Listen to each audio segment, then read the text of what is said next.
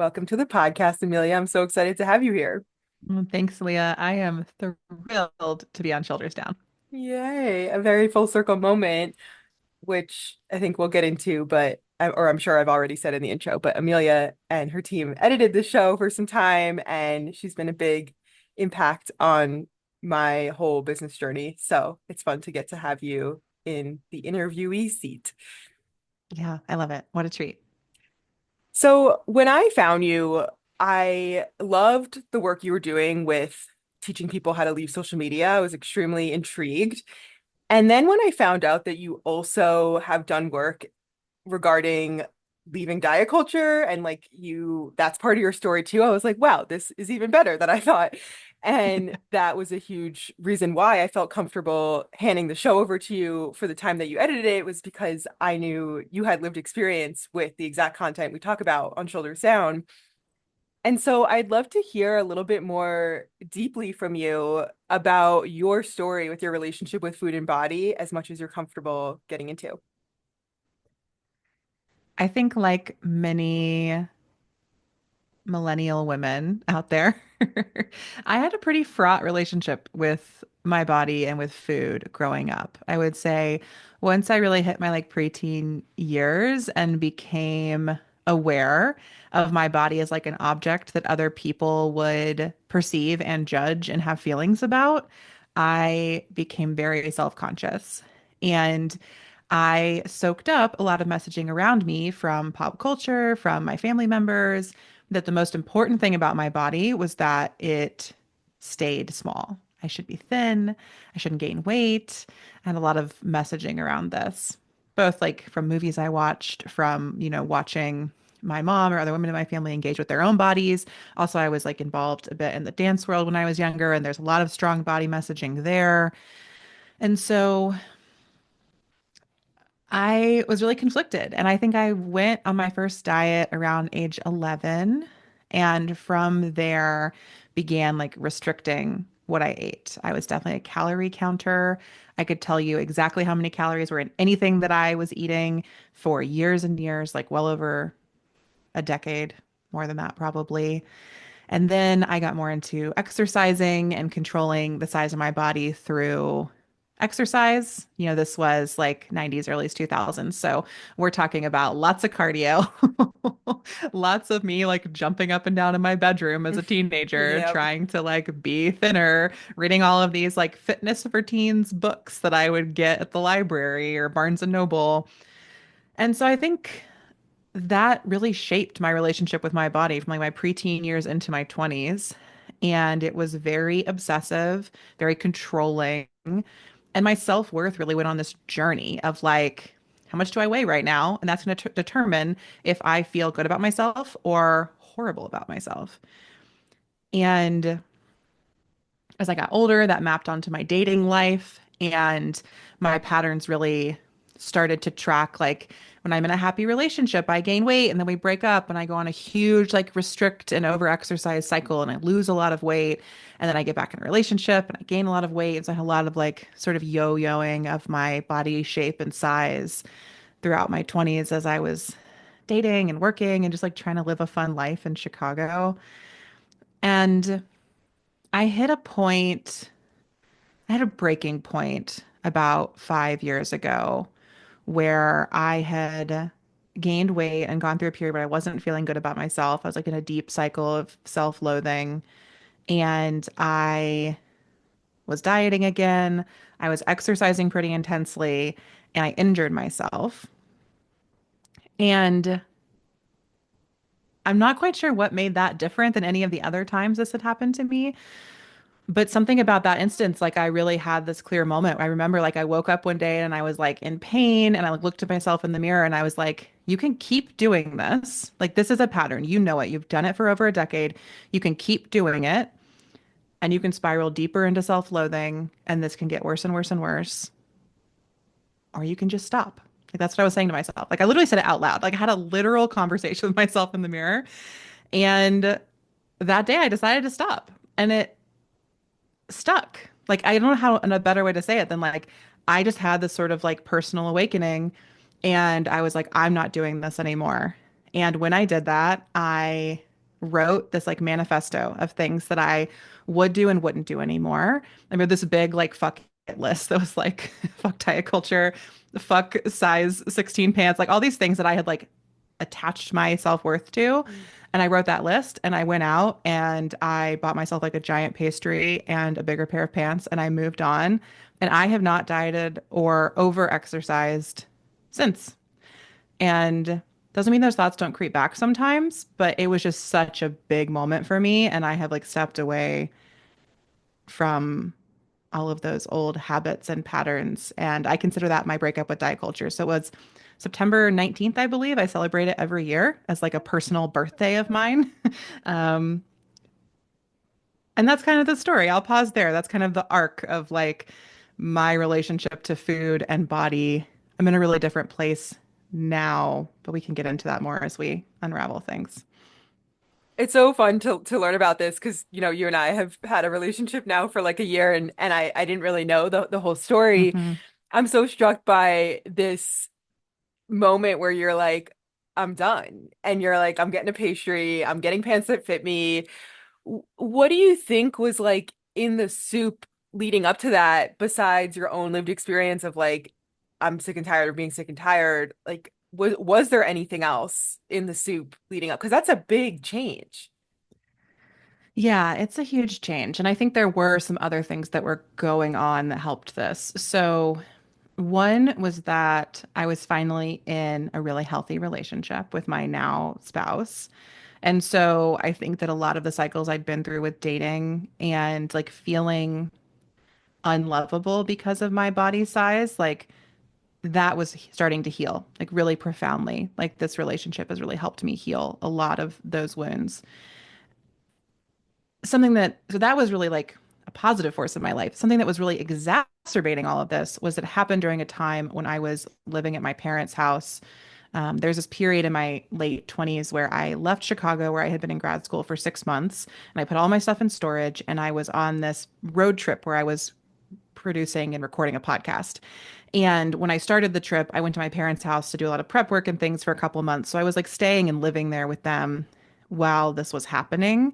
And I think that that brought in a lot of my most like inner teenager behaviors, which was like the peak of my body dysmorphia and binge eating and various other behaviors. And so the soup was definitely like I was reliving all of this and re-excavating all of these old patterns at the same time that a lot of healing was coming through. And I also think like through my time, like through living in Chicago in my 20s, I'd had this like real feminist awakening. I knew what diet culture was, which I didn't when I was a teenager. I understood that these were like external norms that were being forced upon me. I knew that I was like starving my body of nutrients that it needed. Like I knew I had like all this knowledge. And so I think like in the soup of it, it like integrated in this Yeah. new way. And that I think that's what made it so profound. Yeah, I think that's a key piece. Like, I'm taking so much for granted in knowing some about your story, but I think a lot of people don't know what diet culture is prior to Yeah. like that moment of, stumbling upon an Instagram post or whatever it is. And you also have an extensive background with in philosophy, right? So Yeah. do you think getting a PhD in philosophy and learning to think in that way, or maybe that's more something innate for you, impacted leaving diet culture for you? Yeah, absolutely. I think especially, when I was in grad school, I took a lot of classes in the gender studies department. And so it just really opened my eyes to the ways that women's bodies are policed across society, like in many, many different ways, not just body size. But that became a sort of awakening. And then I read Virgie Tovar's book, You Have the Right to Remain Fat, which was like a big eye-opening moment for me and helped me realize that I just spent so much time fighting my body and forcing it to be smaller. And I was having this sort of like feminist awakening that was all about like taking up more space and expanding like what I thought was possible for myself. And I really felt into that like, oh, these are like literally opposite movements. Like I'm trying to get like bigger and bolder and more expansive. And I can't do that if I'm at the same time trying to make my body like smaller and tighter and littler. Like really recognize the tension there. And that doesn't mean that like you have to have a particular body size or something to be feminist, but I noticed that I was really like in one place trying to like shut myself down and constrict, and another place trying to open up and expand, and that those weren't like working together. And Mhm. that kind of helped me begin to realize like, okay, where does this messaging come from? Does it feel true for me? And at the end of the day, like in that moment, like, why am I self-harming Yeah. for this? Like for the sake of what? Like just to be thin for some like mythical ideal? Like I wasn't willing to do that anymore. So your story is unique in that you don't have this moment where like the post comes on your feed and you or like the intuitive eating book winds up in your hands and like that is so many people's stories. Hmm. And so you kind of like informally stumble into the anti-diet, intuitive eating, health at every size world. Tell me a little bit more about that. Like when do you learn that this thing that you're doing is actually like more of a movement with a name? So when I broke up with diet culture, like as I call it or celebrate it, that would have been like roughly 2018, I think. And so definitely like I think the body positivity movement was in full swing around that time, especially on social media. So I was seeing this sort of like body positive language and different images of different sizes and shapes of bodies, and it was able to kind of like understand all of this. But I think that what's interesting for me is like what clicked in my head is like, I'm tired of hating my body. Like, I don't want to do this anymore. So the path I took had more to do with like cultivating self-love and self-acceptance. It was less focused around food specifically. I had stopped calorie counting a while before that just because it became futile. I was like, this isn't working. I can't do it well. Also, I was like in my 20s in Chicago. I was like drinking a lot. I was like, well, this really wrecks everything with calorie counting. So I'm just going to not do that. Um, and I was not somebody who tried a lot of fad diets. I think that, well, I did like regularly restrict food or have sort of self-punishing behaviors around food. I was not like constantly on some, I never did keto. I never did Whole 30. I didn't do any of those kinds of popular, never did Atkins, which was just huge when I was in my teenage years. Um, and so I think part of the reason I didn't like come to intuitive eating first is that my questions are really focused on like how can I like my body? Like how can I feel better in my body? How can I stop trying to change it or force it to be different? And that led me down like this different path. And so I really came to intuitive eating and health at every size in slightly different ways. I definitely learned about the health at every size movement when I started realizing that my medical care was getting worse as I gained weight, and I wanted resources to feel more supported. So, like, I was Googling things and like kind of came through like lists of health at every size practitioners through that work. And then that kind of led me toward intuitive eating, which at that point was something I had intuitively kind of healed for myself. I've never read the intuitive eating book, but Yes. um, I mean, but that's also to say like the way I did it, I think was pretty small and like worked for me. Basically, I just started saying yes to myself. Like what I learned from self-acceptance and self-love practices was this sort of affirmational way of being in the world. And I just applied that to food. So it's like if I want to eat it, I will eat it. And I will trust myself that I can trust myself. And so, or, early on, like I definitely had all of these, like it's funny when I stopped dieting, I ate like a teenager for a while because I had all these repressed cravings. I've told stories on many podcasts about how like I went through multiple summers of like drinking a daily Coke Icy because I was so obsessed with the sugar and the like this thing I had denied myself for so long. And what I learned by just trusting that I could say yes is that over time, I don't drink a Coke Icy every day anymore. Like I've kind of evened out. It's like I went these desires emerged. I said yes to them. And then over time, like they have faded. Like now I don't want to drink a Coke Icy because it'll give me a headache. Like I'm not interested in doing that to myself.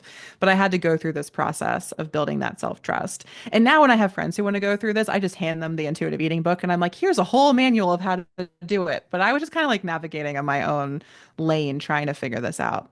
Yeah, it really is a unique way in, and I think the piece you shared about your motivation being about self-acceptance and more the body image side and not how do I feel better with food Hmm. makes a big difference because yeah, so often the people that I'm working with are so concerned with the food part. I just want to stop binging. I just don't want this to take up so much space in my brain. And then the body image part is sort of like an afterthought that is of course related because doing this work often changes the way our bodies look. Hmm. And as you're talking, I'm remembering that you had a part of your work and your story was this selfies for self-love, right? Hmm. How does that fit into this journey? And tell me more about that project. That's kind of all I know is that that was what it was called. Yeah, yeah. So, this is really like, again, I was going through all of this in like 2018, and we're kind of at really like a peak Instagram era, I would say, like 2018 to 2021. Everybody's an influencer. Everybody's like taking selfies, putting them on social media. And so I saw other people posting with like the hashtag selfies for self-love, and I was really interested in this. I had a really good friend, Juliet, and they took a lot of selfies and shared them and kind of talked about it as this sort of like affirmational practice. And in my philosophy studies, I had read a lot about like the male gaze and the female gaze and the oppositional gaze, which are terms, cultivated by people like Laura Mulvey and John Berger and Bell Hooks. And I understood that a lot of my body image issues came from the fact that I was looking at myself essentially like through someone else's eyes.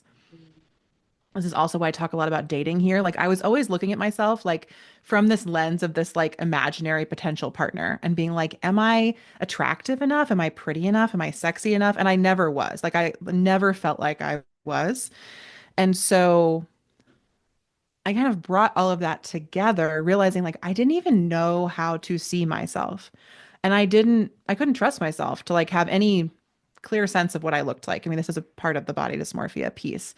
And so I wanted to heal that. I wanted to like both be in my body and feel like I could look at myself in a mirror or a photo and feel like, yeah, that's me. And I feel good about that. I mean, there's so much like, so many of us cringe or never want to see photos of ourselves or like, there's so much messaging around like getting thin for the days when you know you're going to have a lot of like for your wedding because you're going to be photographed and you want to look thin in the photographs. Like we're just immersed in that messaging. And I wanted to be able to look at a photo of myself and like how it looked no matter what my body size was. And so I started taking selfies as a way of like looking at my body and having this sort of image in front of me that's like, this is what it looks like. And can I just look at it? Because at the beginning, I would really try to look away. I'd like take these photos and I would not want to look at them. And so selfies for self-love, like my personal practice with this really just started with taking selfies for 5 minutes and then looking at them for 5 minutes. Like I had to go way back to the level of like, can I even look at myself? Can I be with myself? And I couldn't. I mean, at the beginning, I couldn't. Like it was very hard. It was very painful. I I really hated myself. Like I hated how I looked. And I was able, like, it was almost like exposure therapy, I guess. I just had to keep looking. And then it became more experimental, like, and it became more artistic. And I took different types of selfies and I did different poses and I tried to express different feelings. And like as I felt my way through that practice, I built out this little practice group, mini course sort of thing that I did with other people that I called the Selfies for Radical Self-Love practice group. And so we'd have different selfie prompts, and it would start with this very simple, like just take selfies, look at yourself, journal about it, be with it.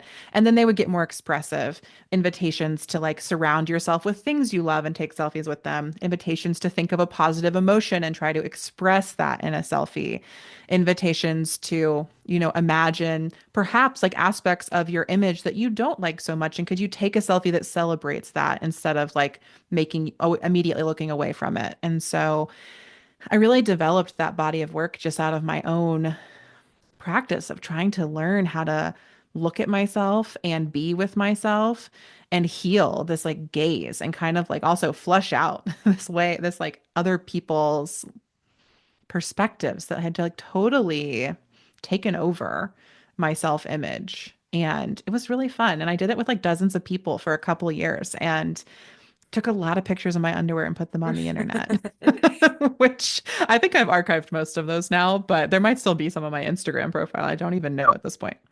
What would you say was your biggest takeaway from that experiment? I mean, I don't think I would love myself today or love my body today if I hadn't done that work. It was like Wow. critical. It was so important to getting in touch with my body and learning to love how it looks and not just accept, like actually love. I think that's, I understand the importance of like body neutrality for people and self-acceptance, and I understand people's arguments for like why we're just trying to get to a neutral place. We don't have to get all the way to love. But I also like want to put my hand up and be like, no, I actually want to love myself. I'm like, I don't want to just get to sort of like ceasefire with my body. I want to be like all in love with myself. And I think that the selfie practice really got me there. It took me from self-loathing to self-love over the course of a few years in conversation with other amazing people. And I mean, that's like the most meaningful impact Yeah. it could have had. Wow. I'm like trying to stop myself because I'm like, well, oh, that could be a whole separate podcast episode because that is a Yeah. huge statement to make that like without Yeah. that practice, you wouldn't be in this place of love. And yeah, for so many people, neutrality or even just self-respect Hmm. is the scaffolding to eventually get to self-love. But for a lot of people, it's the destination. Like they like are like, actually, I can't even, it's going to be way too big of a leap to fully get to self-love. And I love to hear from you that no, that actually feels really important to you. Hmm. What makes you say that? I really believe that we are all here, like, because we have unique and beautiful things to offer to ourselves and each other. And I think that creating and sharing those things like requires loving ourselves, like making peace with and loving ourselves. And I think that, I mean, I hate that we get so much like societal messaging and it warps our relationship with ourselves so deeply. And it's not just societal messaging. I mean, for many of us, it's like personal trauma that we go through that totally shifts our relationship to ourself and damages it in many instances. But I think that like that healing is so important and necessary so that we can do like the beautiful work that we're here to do. And that work could be anything, from write a song to be a good friend to, create a world-changing business. Like it can be anything. I'm not being specific about the work. We each have our own path there, but like I think love has to be at the heart of it. And I just don't know. I don't want to settle for less than that. I'm not interested in settling for less than love. And I understand that it can be really hard. And I'm not here to like shame anyone or tell you what you need or what you want. But I also don't want to diminish my own like expansiveness or ability. Like I Mm, want love. It's what I expect out of my relationships with others and with myself. And I know it can feel really far away and it takes different people, different things to get into that place. But for me, it's just like become the new baseline. Doesn't mean I don't struggle with it at times, but like it's just kind of like table stakes. Like I have to have that to do anything else that I really desire to do and have the impact I want to have in the world.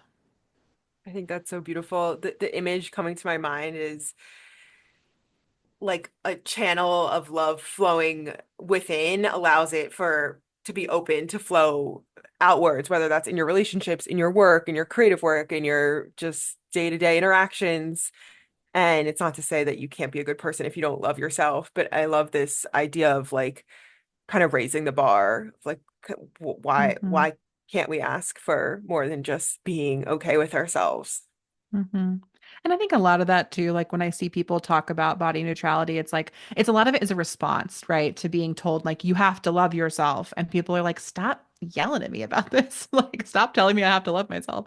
I understand that. Like, I'm not telling you you have to do it. This isn't like a blatant, just like, you know, slap on a self-love sticker and call it a day. Like, Right. I think I mean, it took me years. Like I said, like, this was like a healing process. I went to therapy about this. I like did a lot of work to get to this point, but it has been so worthwhile. And I think that all of the impact the work I do in the world has now, like the way that my work resonates and like magnetizes people toward it and does all these things, that is because I love myself and I have built Mm, confidence and I can share my voice. Like all of that comes from the self-love. Like it really has been the seed. And I'm not sure I've ever really connected that until this kind of moment. But it's also why I say that I had to break up with diet culture before I could break up with social media. And now I have this whole platform around breaking up with social media. But like the diet culture breakup was where I got right with myself. mm, And then breaking up with social media is kind of where I got my actions aligned with my values in the world. But I had to get right with myself first. Like it really had to start there. And I think the dieting and over exercising was just a constant practice of self-harm. So I'd yeah. stop doing that. And then I had to learn to love myself through the Selfies for Radical Self-Love practice. And then the rest of the work could come from there. But I don't think I could do this if I hadn't like done all of that other work first. What I'm hearing from you so clearly is it's not a judgment on other people of like you have to love yourself, but it's an invitation of like you're allowed to want that. Yes. So let's talk about Yeah. the social media piece. You're kind of known for for teaching people how to leave social media, and you just Yeah. mentioned this connection to your greater story with leaving diet culture. So I'd love to hear you kind of talk us through how your journey with leaving social media is connected to your anti-diet journey. Yeah. I want to name before I go into my story that I think social media is just really harmful to our self-image and body image because when we go on social media, we are like suddenly swimming in a sea of normatively beautiful bodies and digitally altered bodies. And it is, I think, pretty impossible not to start comparing our own bodies to what we see on these screens. And I definitely went through that. That was a lot of like my early years on Instagram, like all of this. I'm just like looking at this imagery and I'm seeing it over and over again. And it impacts our self image. And I think it makes us often feel worse about ourselves. As a result, these platforms also become these like sort of, in my opinion, cesspools of fad diets and intense exercise regimens and things that like then get served to us. And I think it's just a really challenging place to be present if you're trying to improve your body image or your relationship with food. And that was part of why I did the Selfies for Radical Self-Love work on Instagram because I was like, let me try to make like an intervention in this space. And when I used to post my underwear selfies, it was like, I'm going to put myself and my fat body into this world of like not these bodies and see what happens. And it took a while for me to have like the confidence to do that. It wasn't the first thing I was doing. I posted like years of bathroom selfies before I got to the point where I was like, taking these like selfie photo shoots and putting them on the internet.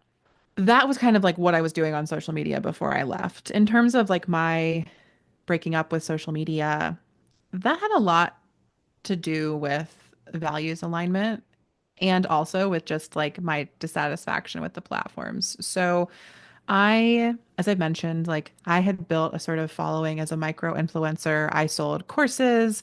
I had a book that I sold on Instagram.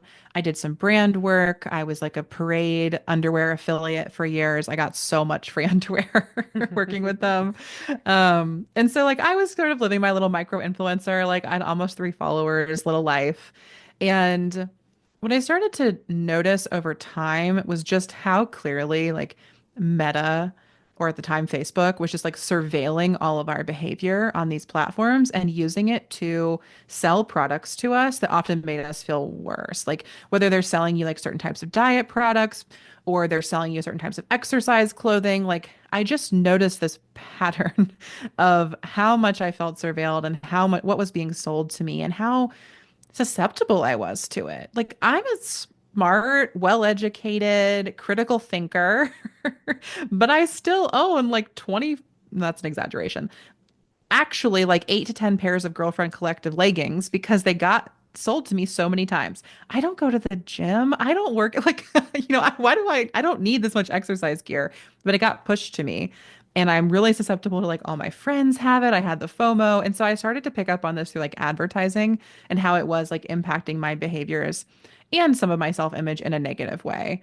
And I felt like I was sort of counteracting that with selfies for self-love. But over time, the surveillance just became really apparent to me and felt so misaligned with my values. I was like, all of my work is about trying to help people get free, like free in their bodies, free in their relationship with themselves.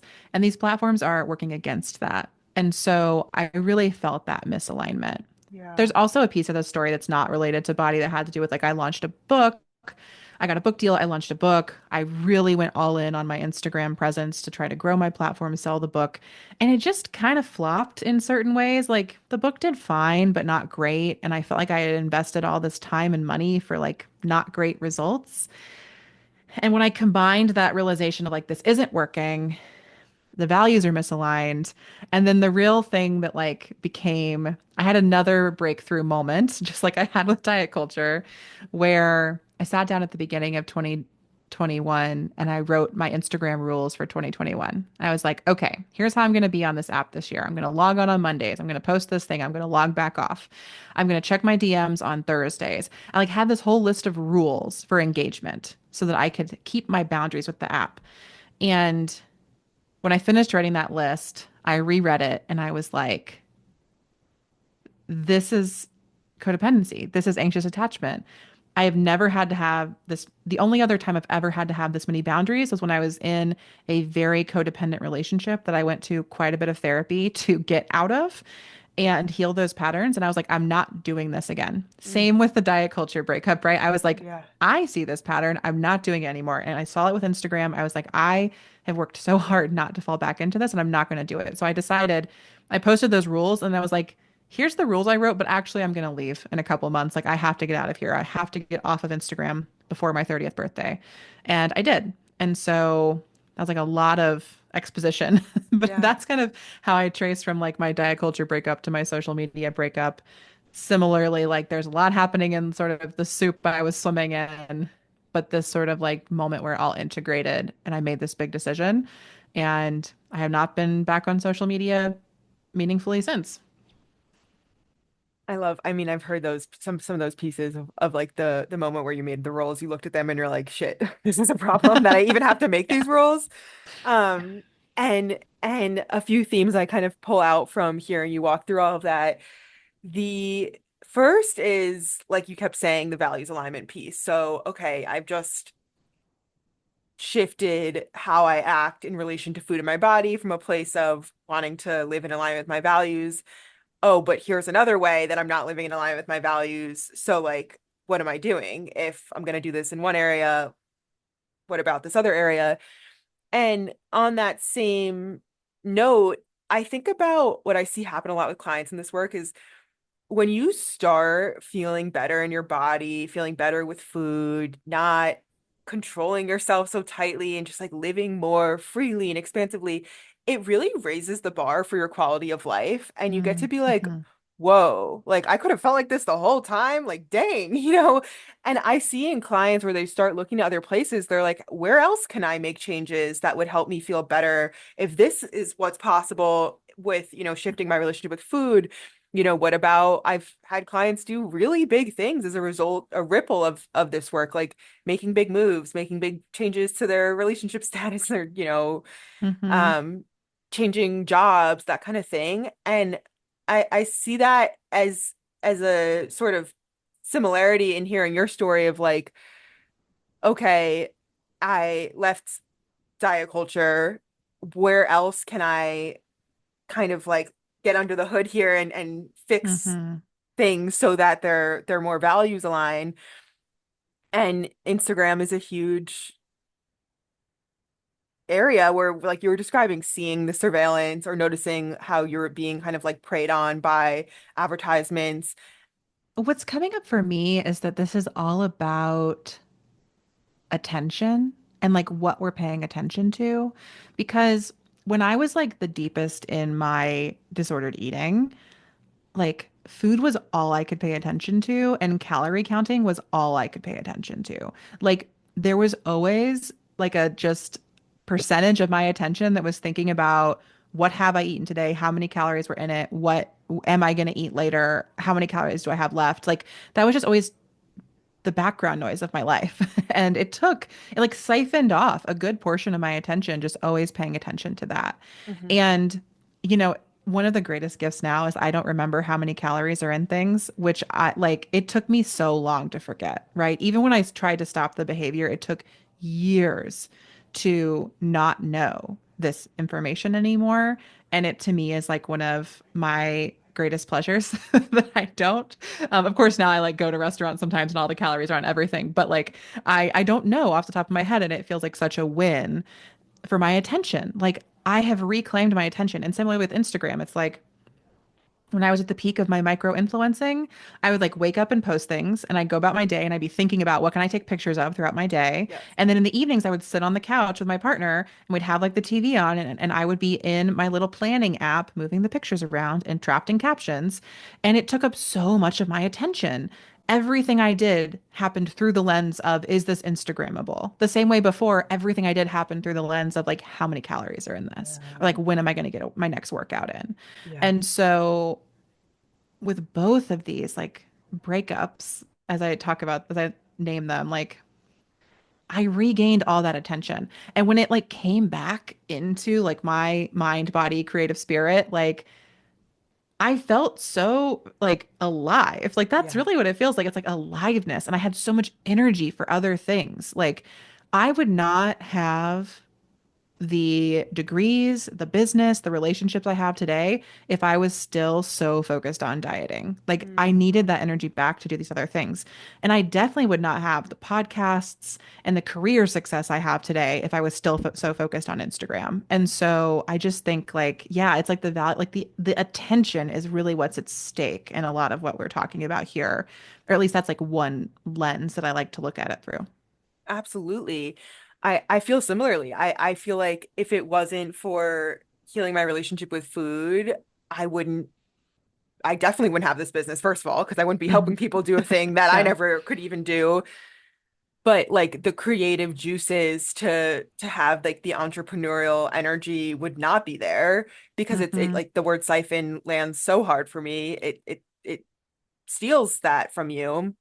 And in your story, it's interesting. It's like you got a big amount of mental real estate and attention back from leaving diet culture. And then that, it seems like, almost opened up the space for you to be thinking critically about leaving social media. Because Hmm. if you're so preoccupied with like everything you're eating and you don't have a lot of space to be thinking critically about other areas in your life that aren't feeling good for you, or because you're in like survival mode literally every day where your body's hungry, your body is Hmm. experiencing a lack of access to adequate nourishment, even if you have the financial and physical means of accessing it because of your own internalized set of rules. And that keeps us from leveling up in life. Hmm. Yeah, absolutely. And in this like really messed up way, we're told it's the secret to unlocking the next level of our lives, right? Like if you can just get thin enough, you'll like get what you really want. And I think for me, like realizing what a lie that was is part of what really made so much more possible for me. It's actually when I stopped trying to get thinner that I got everything I wanted.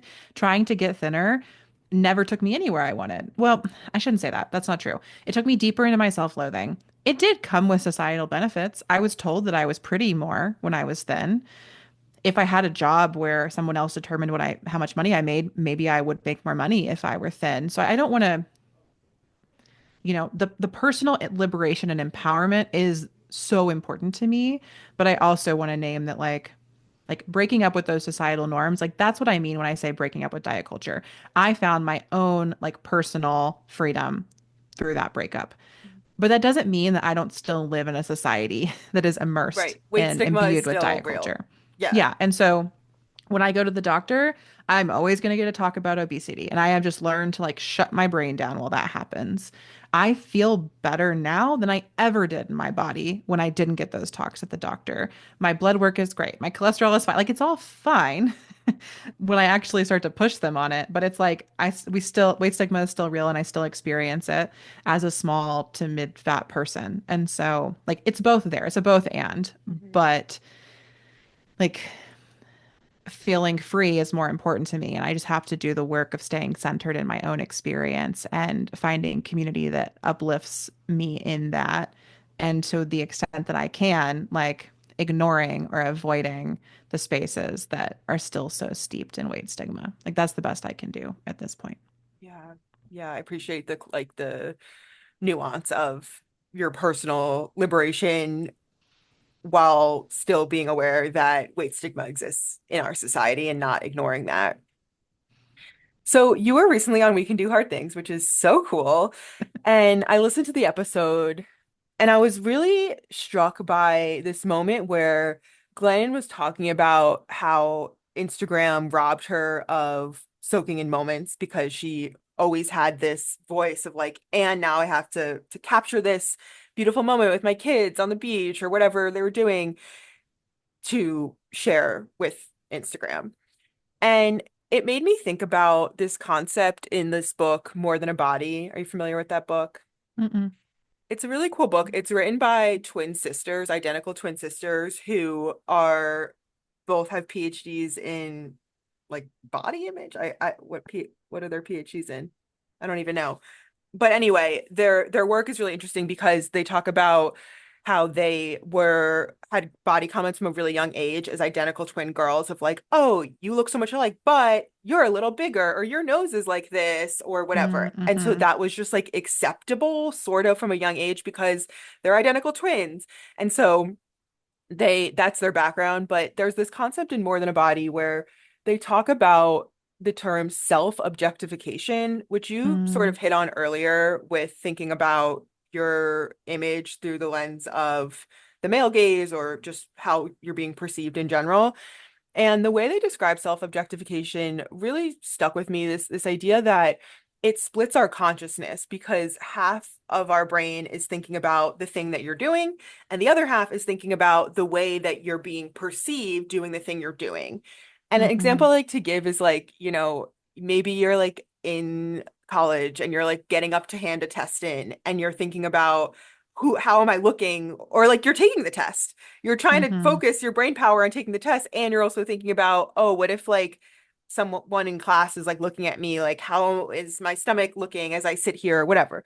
And so then you only have a certain amount of brain power that can be dedicated towards taking the test or giving the important speech in the boardroom or whatever it is, because you're also objectifying yourself and imagining how you're being viewed. So Mm-hmm. when you were talking, or when Glennon was talking on your episode about kind of constantly thinking about how to capture the moment or how it would be seen through the lens of her audience on Instagram, it reminded me of this concept of self-objectification. And really, like a similar thing is happening. Like you're saying, your attention's being stolen, and the net effect is less presence and less ability to soak as much from your life because you're worrying about how it's going to be perceived. Two things are coming up. Like one is I think like at risk of bringing in another concept, like I think self-objectification is one way to think about it. I think another way this has been theorized is like double consciousness, which is kind of comes out of W.E.B. Du Bois's work about like being black in the US and always like having to have your experience of yourself and be tracking this sort of like racist white society and their perception of you all the time. I think that like there are different, that's a way of theorizing this on more of like a societal level than just a personal level. And I think that there are so many intersections for so many of us where we're having to do that, right? So when I talked about the male gaze earlier, that has a lot to do with the way that women in our society like have to like have their experience of themselves and also be like looking at how men would see them in that instance. So we have like a lot of different lenses that you can sort of understand your own experience through. And I like to encourage people like maybe self-objectification makes sense to you, like, yeah, that's it. Or for me, it was like the male gaze and the oppositional gaze. Understanding that unlocked this for me. For other people, it might be double consciousness. But I think like the step to take from there, whichever one, like you're like, yeah, okay, I get that. Like for me, the next step was like I had to stop participating in my own self-objectification. Right. I had to stop seeing myself through the male gaze. Like I had to recognize it was happening and then change my own behavior so I wasn't like complicit in my own oppression in those ways. Right. Yeah. What's coming up for me is like there are times like you're saying where this is necessary for our safety or Mm-hmm. for especially if you hold a lot of marginalized identities. But Mm-hmm. there are also times where it's not. Like when Mm-hmm. you're alone in your room or you're just like Yeah. doing something. And so limiting the amount of brain space that's taken up with imagining how you look from an outside source and actually being in your body and in the moment where you can control it and affect it so that you're not contributing to your own oppression. Yeah, exactly. Like we like can't be the cop in our own head is like one way people will put this, but it's like if I can't be free with myself when I'm alone, like that's where I started the work because it's Hmm. much harder to do it when you're like out in the world and someone may like, and you're experiencing bullying or you're experiencing discrimination. Like that can be a really challenging moment to be like your first moment of like loving yourself, right? Like, I mean, if that is for you, like some people like meet that conflict and that's how they find that they're capable of this. For me, I just had to work on it in private for so long. Me in the mirror, like I said, me in the selfie. Like I had to learn to not look away from myself, to be willing to look at myself, to be willing to love myself, to stop being complicit in my own objectification. And it's that both and of like we do the healing on the personal level so then we can step into the collective work in ways that like help all of us get free.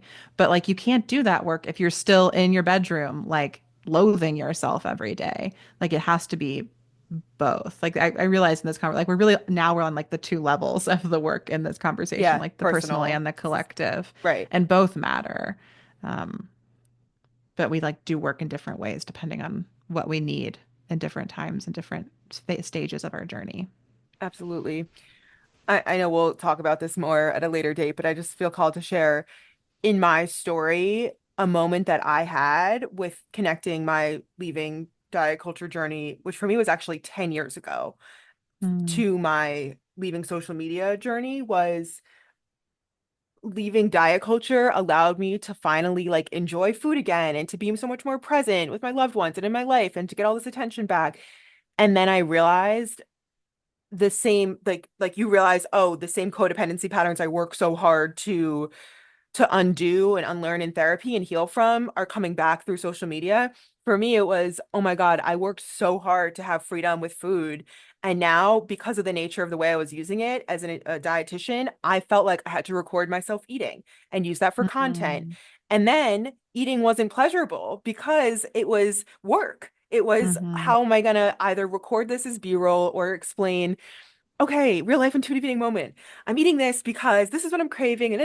And like suddenly I was like, no, I worked so hard to be able to be present and relax and have joy around food. And in my life, as a result, I don't want social media to take this. And it really started moving, like it's almost a year since I left in that direction of B-roll content, like moments from your everyday life, these little mm-hmm, snippets of like you're just like on a walk in the woods or like brushing your teeth. And for me, I was like, no, those are the moments that I cherish so deeply because I feel so much more present than I ever mm-hmm, thought I could when I was living with disordered eating. I don't want that to be taken away. And in the last year, I'm like, oh my God, I feel so much like kind of like how I felt right when I got into intuitive eating work in my personal story of like, whoa, like I feel so present in this way that's unlocked that I didn't even know was mm-hmm. possible. So I'll talk your ear off about that another time, but it feels too like pertinent to not include here. Yeah, no, I really appreciate you sharing that. And I can totally hear how it's like the same behavior of hyperfixation on what you're Exactly. eating, Yes. even if before it was like for the purpose of controlling what you're eating, but after for the purpose of creating content, like it's still hyperfixation both times. Yes. And it honestly makes me think, and oh my God, there's like discourse about a couple dietitians in the anti-diet space, like with concern that they actually still are struggling with eating disorders and actually doing harm. And it Hmm. really makes me think like, I'm not saying every person sharing on social media in the anti-diet space is still living with disordered eating or an eating disorder, but it does make me think like, whoa, you're still putting a lot of energy into this. Like, what's going on here? Like, is this a deep, like, a deeper desire to justify to yourself almost, or like a new form of food tracking where instead of putting in your calorie app, you're sharing with your Instagram audience of like Yeah. intuitive meal. I don't know. That's like really something I have never verbalized, but as I've stepped away from social media, have really thought about because like you're saying, like the net effect of thinking a lot about food and sharing a lot about the specifics of your food is still there. Yeah.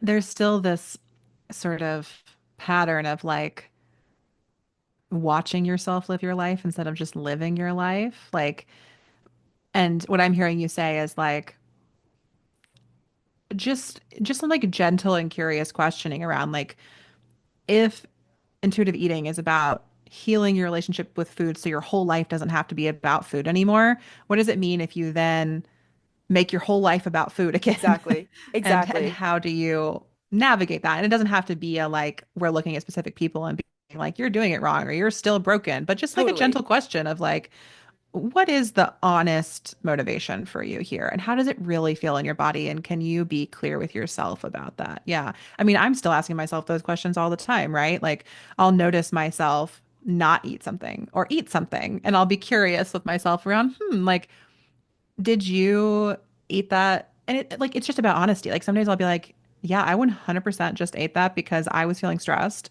not because I wanted food. It wasn't even pleasurable to eat. Like, you know what I mean? Yeah. Like I still have like, but I don't stress over that behavior anymore. I can like acknowledge and release it. And that's Yeah. part of the practice. But I think it's important to be asking ourselves those questions and be noticing it from the input that we have coming in. Like it can be really easy to just pick up those patterns again if we Right. don't maintain that sort of sensitivity. Like I see it all the time, even if I'm like reading a romance novel and one of the characters is like, I don't eat carbs. I'm like, Yeah. oh yeah, it's still there. Like I can't let that, I have to like kind of gently push it back out. I can't just take it in. It's so easy to intake a lot of this, even if we think we've stopped it for ourselves. It's lifelong inquiry and objective curiosity work. I had this moment maybe a couple years ago where like sometimes clients would cite things that they saw in my stories and be like, you posted that you were eating cookies, but like in my head, I was like, oh, I bet she only has like one and then stops. And then I was like, is this serving my people? Like, Mm-hmm. for some people, seeing a dietitian eat a cookie is helpful, but for others, it's going to start making them think, well, like, oh, but like, how many? And like, I bet I'm having too many. And it's just like, Yeah. yeah, like maybe I just don't need to be sharing this. Like, and I don't know. Again, bookmark this for more of probably what we'll get into when we talk Mm-hmm. specifically about my social media journey. But yeah, it's all just kind of coming up right now. I want to ask you one more piece before we wrap up here. So, you are someone who I would say is fair to say that you dabble in the spiritual world between, Yes, talking about that's true. like human design and tarot readings and these types of things, which I love. I really love that you PhD in philosophy and also spiritual person because I think so often that like people discount spiritual work as not intelligent. So I love when I find someone that like has both of these identities. So I want to ask you, do you think that intuitive eating, divesting from diet culture, body love, body acceptance is spiritual work? Yes, absolutely. I think that it's healing work. And if you're asking like what are we healing? It's our spirit. And I think the spirit is just like this connection between all the parts of ourselves. It's like our holistic sense of self. Like spirit is how I connect. People will often say like mind, body, spirit. Spirit is like a sense, a deeper sense of like who we are outside of just like what we think in our head and the physicality of our body. And so I think that spirit is both like something more than and the connection of all of these things. And so I think that this self-love work, this body image work, it's all about healing our relationship with ourselves, which I think takes us into like deeper levels of who we are. And that's where we get into more of a spiritual practice. And for me, like I don't ascribe to any particular religion. I was raised Catholic as I was growing up, but no longer really participate in Catholicism.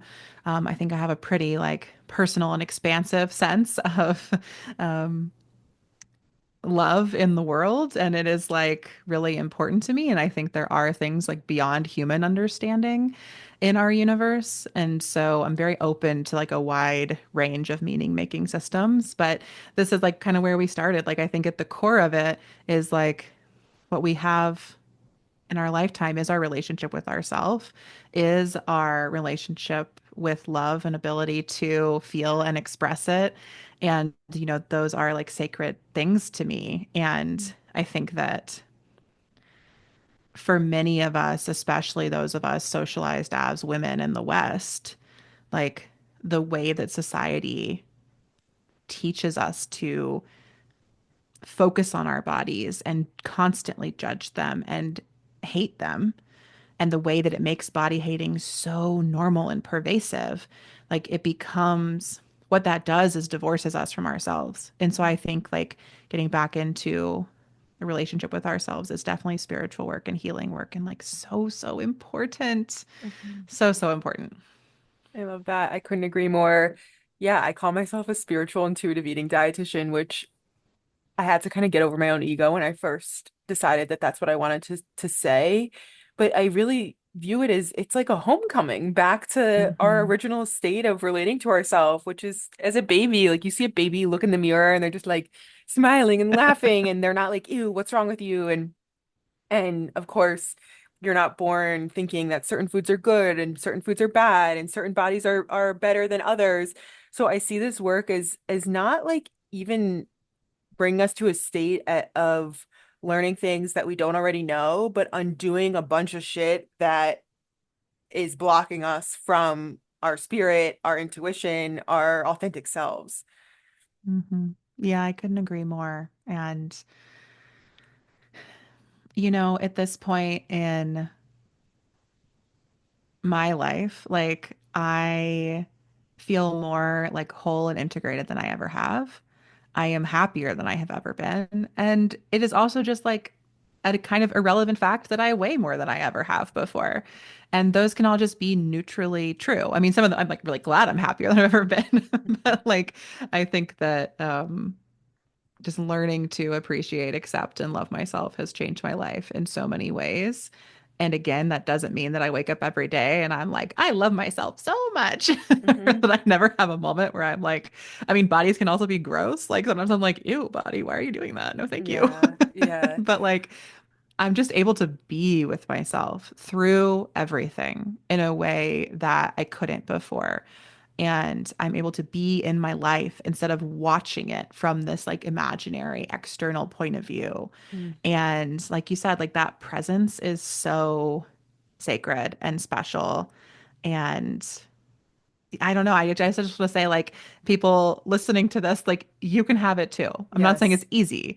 I'm not saying you don't have work to do. I'm not saying like you may need to like work with Leah for a while to get to this point. Um, but I really believe you can. And I've watched it happen for so many people. And I've watched what happens if you don't do the work. And let me tell you, living around a lot of my like aging family and watching these women I love in their 80s and 90s Mhm. still speak so horribly about their own bodies. Like it is heartbreaking. And it makes me just like so grateful that I've been on the path that I've been on, because I don't want to be in my 80s and still speaking badly about myself to other people, or still saying I should be losing weight, or still like, I mean, I love my family so much and I love them through it, but it's just like that heartbreak makes me feel even more affirmed that like we have to do this work. It's so important. And it's like, it's where it all begins, for me at least. I couldn't agree more. The two questions I like to ask everyone who comes on the show. The first is, what is your biggest diet culture pet peeve? I I just like hate elimination diets. They're like not for me. Even like when I was dieting all the time, like I think calorie counting felt like something where I could still eat everything I wanted. And I had some like awful, like I would like be on a quote unquote on a diet and like eating cake frosting out of a tin, but calorie counting it like elimination diets were never for me. I cannot cut out any particular food. I do understand they're like medical Right. necessity Yes. of them for allergies and things at times, but just in general, like cutting carbs or cutting whatever, I can't do it. It's not for me. Definitely a pet peeve. Totally hear that. Yeah, there's so many amazing variety in food, and having to limit a food or food group feels sad. And it's also like the main trigger to being obsessed with it. Like it's just kind of basic psychology of when you put it off limits, you're going to be like, I need that even more. Yeah. What does intuition mean to you, and how do you experience it? I think that intuition is about listening to yourself and learning how to hear your inner voice. We all have one, I believe. For some of us, it's louder than others. I think just by nature of who we are and by conditioning. But for me, intuition is that process of listening within, learning what I desire, what I believe, and letting that then be lived out in my life. Yeah, what intuition is. That's what being intuitive is. And I try to live that everywhere with eating and otherwise. Yeah. Yeah, it's a word that gets thrown around so much. I really appreciate hearing people's different ways of thinking about it. I've had people say a lot of different things to that question, and it kind of surprises Mhm. me. Is there anything else on your heart that you're wanting to share to make this conversation feel complete? I think I have been on every soapbox I have already, and I have offered all of the loving and gentle advice that I have to offer. Maybe the only thing I would add is that if the selfies part of the work that I mentioned today is really exciting to people, when I stopped offering the courses that I taught around that, I did make a little like free 7-day email course that guides people through like some foundational selfies for self-love practices. So we can put that in the show notes. Again, like I don't really have a sell there. I guess I wrote a couple zines about that at the time. So I have a little bit of work we can share around that, but it's not like an upsell into some fancy course or anything. It's just like my offering from that period of my work. The only other thing is just that I'm rooting for you. If you're listening to this, I'm rooting for you. Like, I really believe you can heal your relationship with yourself. And I want that for all of us. Thank you so much, Amelia. I have loved the corners that we've explored in this Hmm. conversation, especially this theme about attention and really that being a piece that connects what happens when you divest from diet culture and divest from the idea that hating your body is the only way to be. You get your attention back, and a similar thing happens when you divest from social media, if that is something that becomes part of your story. Where can people find you to learn more about your work and stay connected beyond the selfies for self-love part of your work? Yeah, so the best place to find me is going to be ameliahruby.com. That has links to everything that I do. I think including the selfie stuff probably somewhere on that page. If you're interested in leaving social media yourself, I have a podcast called Off the Grid, Leaving Social Media Without Losing All Your Clients. It's geared toward business owners, but there are definitely some episodes that are more applicable to everyone. And if you're interested in the more like spiritual part of my work, I have a podcast about tarot called My Tiny Tarot Practice. If that's something that you're interested in, tarot's been a real way that I learned to listen to myself through some like again external mirroring of the cards. And I am writing a book called Your Attention is Sacred. So that will be out sometime in 2025. I don't know when yet. I'm going to be self-publishing it when it's done. But ameliahruby.com is the way to learn about when that comes out. Awesome. Thank you so much for your time and sharing the different parts of your story. And yeah, I look forward to seeing people's response to this. It's kind of a different aspect than what is usually covered on Shoulders Down. Yeah, thank you for having me. I feel like so important to heal our relationship with food and self-image, and it takes us so many other places, some of which we have explored today. Yes. Thanks, Amelia.